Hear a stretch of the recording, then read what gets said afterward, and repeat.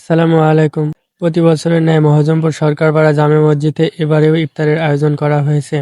প্রথম রমজানের দিন থেকে ইফতারের সব হিসাব হয়ে যায়। কে কত টাকা দিবে আর কে কবে ইফতারি দিবে। সমাজের বড়রা টাকা তুলে দেয় আর আমরা যুবকরা সবাই একসাথে ইফতারের আয়োজন করে থাকি। প্রথম রমজান থেকে শেষ রমজান পর্যন্ত আমাদের পাড়ার যুবকরা মিলে ইফতারের আয়োজন করে থাকি। এর মাঝে আবার কেউ কেউ ব্যক্তিগতভাবে ইফতারি করায়। আর এভাবে আমাদের মসজিদে গত ২ বছর ধরে ৩০টা রোজার ইফতারির আয়োজন করা হচ্ছে। যেহেতু আমরা পাড়ার সব যুবকরা মিলেই ইফতারির আয়োজন করে থাকি, তাই সবাই অংশগ্রহণ করে।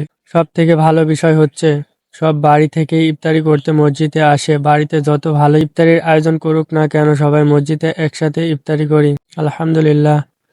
যাই হোক, আমাদের মসজিদের ইফতারি প্রতি বছরের মতো এবারেও যেন ইফতারি সুন্দর করে শেষ করতে পারি ইনশাল্লাহ। ইন্না সালাতি ওয়া নুসুকি ওয়া মাহিয়া ওয়া মামাতি লিল্লাহি রব্বিল আলামিন।